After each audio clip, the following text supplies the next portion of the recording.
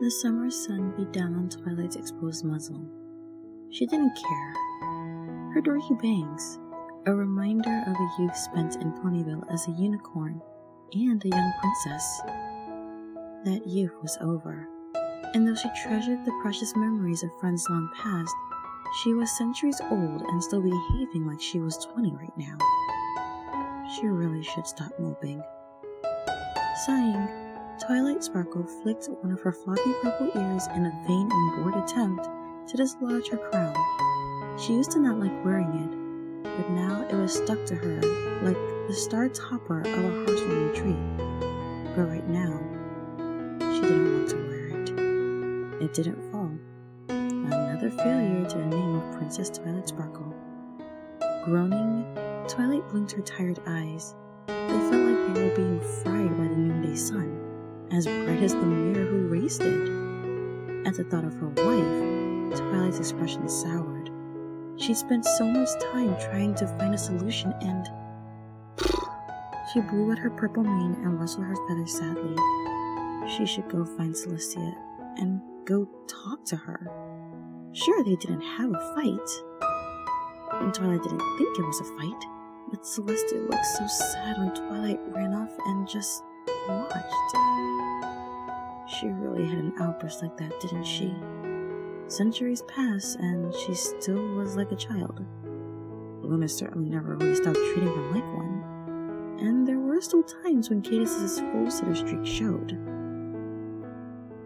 Of every probable reaction Twilight envisioned herself having, that had been the most probable. Her research had been dismissed, proven useless by a mirror who was always so patient and... Twilight? A gentle voice asked. But there was no surprise in the words of this mare. Even her concern was walled up behind calm compassion that bled into every syllable. Yes, Twilight mumbled. You found me, Princess Twilight Sparkle, steward of harmony and friendship. Hiding out in her old bedroom tower? Celestia's voice contained a reproach and a smile. Do you want to talk? How could simple kindness back Twilight into a verbal corner every time something less than stellar happened? Twilight knew. All she had to do was graduate from being Celestia's prize student to being a junior princess. And after that, Celestia's loving, if nerdy, and as Luna put it, nutty wife. Stressed, smiling, and Celestia's favorite smart cookie. She really wasn't ever going to live down that nickname. For a mare as smart as most ponies thought she was, Celestia killed her with kindness every time. How Luna could escape such verbal clutches was a mystery. I guess I could. Twilight would have said more if she hadn't felt one of Celestia's soft white wings wrap around her. You don't need to tear yourself up over this, Twilight, Celestia whispered, attempting to nuzzle Twilight's frown away. It didn't work this time. No giggles or smiles from Twilight. But this is serious. Our whole lives will be affected by this. Watching every pony? But this is serious. Our whole lives will be affected by this. Watching every pony else? Have foals, Celestia supplied. Voice hushed and Rose's eyes worried as she looked down at Twilight, who shied under her wife's wings more, in a silly attempt to hide from the taller and more graceful mare beside her. Didn't you ever want to have more? Twilight asked quietly, ducking under a few feathers and recalling Celestia's talks of past relationships with other mares and stallions. One of the ones with the latter had resulted in Prince Bluebird's ancestor. My other wives and I would often adopt Twilight, Celestia murmured. She still looked directly at Twilight, who detected her concern more acutely. And we had surrogates at other times. Twilight loved that soft, serene voice that was so unlike her own. I know. I always wanted... A gold-clad forehoof silenced her gently. I know, love. And there's no magic in the world that can give us fools. None. Sully, do you know how crushing that is? To research for years and see the limits of what magic can do and to learn that we can never have our own foes together? Twilight, Celestia said, her voice calm and steady. Magic will do nothing now, and it never will. No mortal invention or surgical procedure could give us foes either. We are two mares, and we have always been two mares, Twilight. Every same-sex couple knows the same feeling you do. Celestia pauses and shakes her head to clear something from her mind.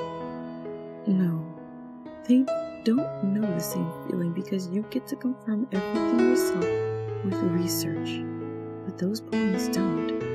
No foes will ever have our blood. You knew this when you married me, didn't you? Twilight was quiet for a long time. I thought maybe. Twilight, Celestia said, hushing her again. Spells are not just a whim. Magic is not a machine, dead and your plaything. It is not science, but beyond it. Magic is not your reality gap, or the bridge to your every desire, nor is it limitless. Have you truly forgotten something so plain in your studying frenzy?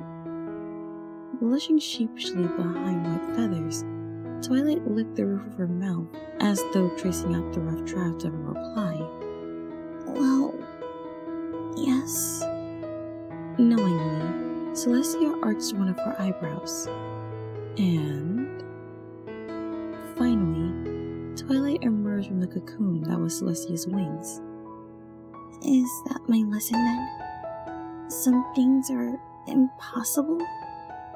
Before Celestia could reply, Twilight gave the larger mare a quick peck on the cheek. Your faithful wife. She signed a comma by substituting it with a boop on Celestia's white muzzle. Twilight Sparkle. When she was done, Celestia's patient smile hadn't faded. No, Twilight, that isn't what I wanted to teach you, but I do have something I want to show you. Now that had Twilight's attention. Centuries of marriage to a mare as calm and collected as a solitary meadow had revealed many of her secrets, but not all of them. She quietly stood and watched as Celestia lit her horn, encasing both in a teleportation spell of golden aura, the sparkling coat of magic shining around the both of them before the two mares winked out and Twilight's old tower and balcony vanished, only for Twilight to reappear, blinking and slightly confused next to Celestia, who was unfazed and had a small twinkle in her ancient, ageless eyes. They were on one of the main balconies overlooking a section of the castle grounds. It was the same one Twilight was introduced to Equestria as an alicorn on, and she used it almost every day, as did the rest of Equestrian royalty. Why are we here? Twilight asked, looking around quickly, purple eyes scanning the balcony for any signs of a trick, but apparently oblivious to what Celestia wanted to show her, because Celestia raised a hoof to her muzzle and chuckled into it. I think it's about time I introduce you to our children, Twilight. Letting loose a surprised whinny, Twilight's eyes widened and she jerked her posture into something straighter, causing her bangs to bounce. What? Foals? We have foals? Foals I didn't know about after centuries of marriage to you? Sully, what are you playing at? An almost impish smile danced across Celestia's muzzle, faint and fleeting. Oh, Twilight, you know some of them very well, but if you would like to be a better mother, then I suppose it is about time I introduce you to them, Unsure of what to say, Twilight nodded. Yes, alright then. Foals, as in multiple, and I didn't know about any of them.